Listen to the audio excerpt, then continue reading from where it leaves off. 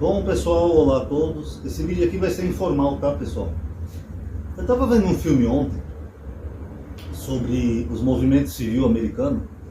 Para quem não sabe, a história do movimento civil americano é muito bom. Eu recomendo que estudem, leiam, vejam filmes, leiam livros, que é uma parte muito importante, né, da história dos Estados Unidos.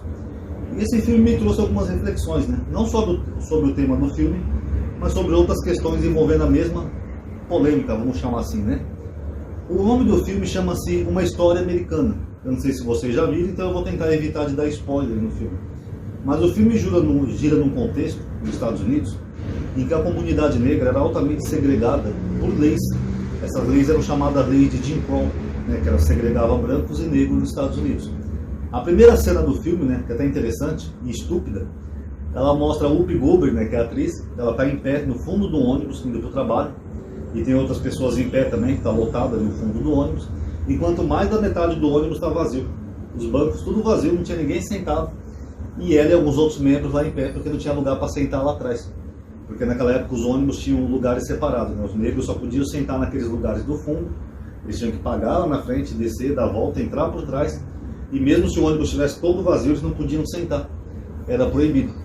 Foi isso que gerou o movimento lá de Rosa Parks, quando ela se recusou a sair do lugar para dar lugar para uma pessoa branca.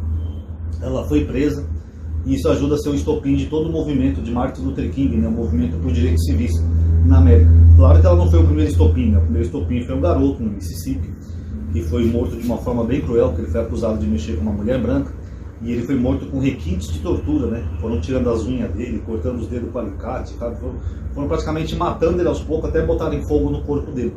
O corpo dele foi enviado para Chicago, onde a mãe dele pediu que o corpo dele fosse exposto para todo mundo ver as maldades que eles faziam, que ajudou também a influenciar outras pessoas a aderirem ao movimento por direitos civis.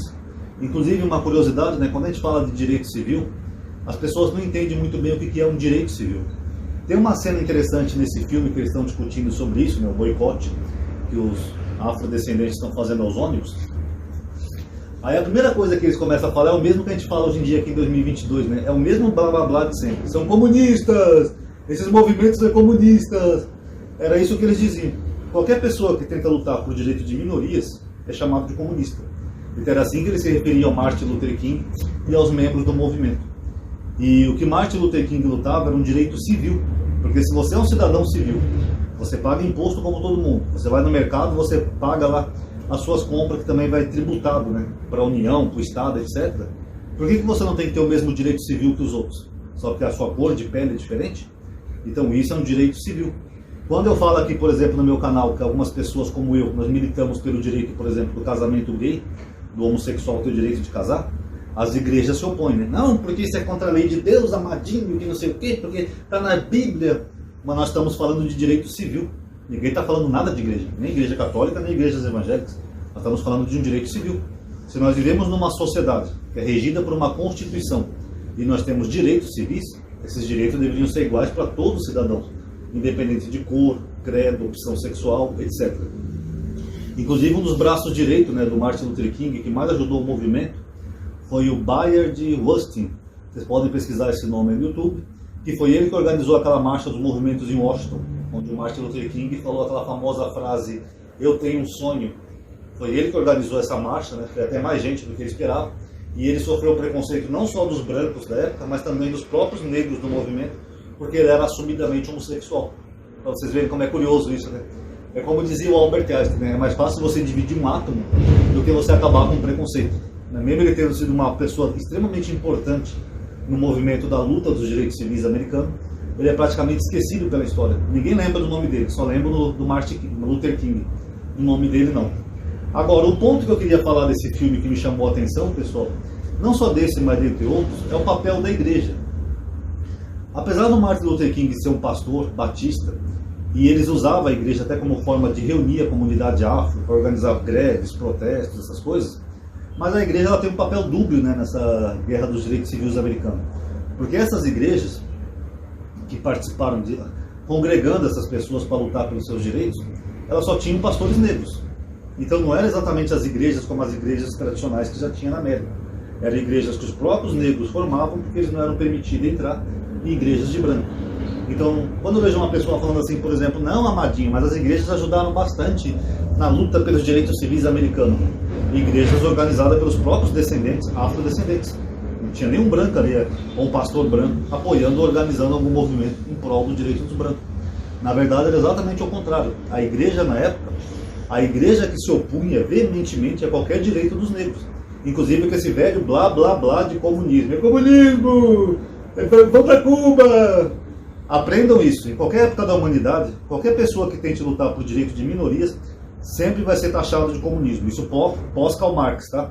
Qualquer pessoa que vai lutar por direito de gays, afrodescendentes, mulheres, etc., não é comunista. Lutar por direitos é coisa de comunista.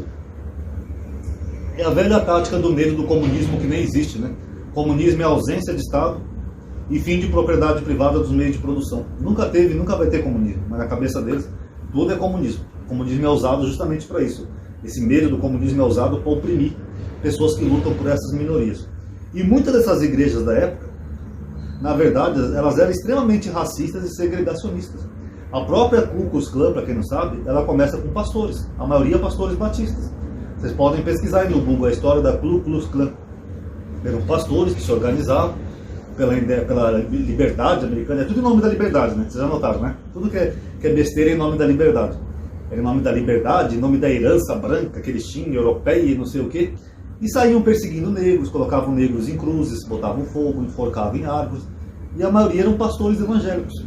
Aí a gente fica se pensando, né? Peraí, as pessoas seguem um Deus cristão, né? Vamos pegar conforme nós temos na Bíblia. Depois eu continuo aquela sériezinha que eu estou fazendo aqui no canal. Um Deus que supostamente foi torturado pelo sistema da época. Foi flagelado e foi pregado numa cruz. E depois os seguidores desse Deus pegam outras pessoas, só porque tem uma cor de pele diferente, de outro grupo étnico, colocam numa cruz, torturam e matam essa pessoa?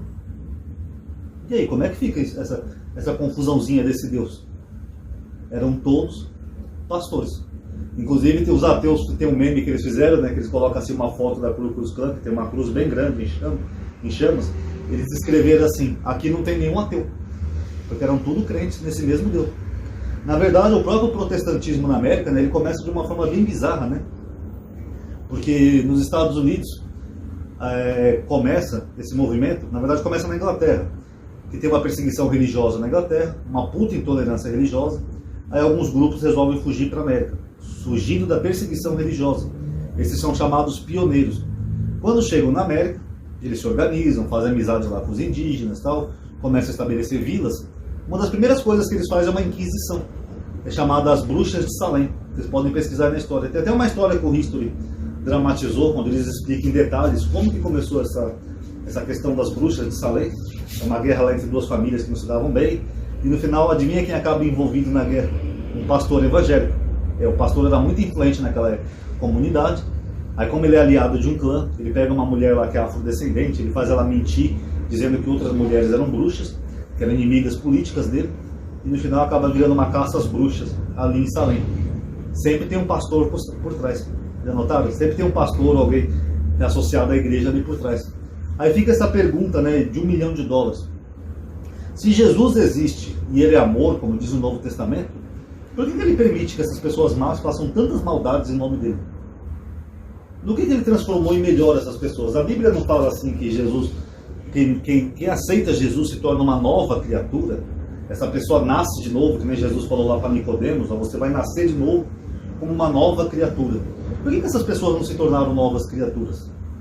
Quando eu abordava essa questão em grupos de WhatsApp, os cristãos falavam assim: não, Ronaldo, é que ali não era o cristianismo de verdade. Eles não entenderam ainda o cristianismo de verdade.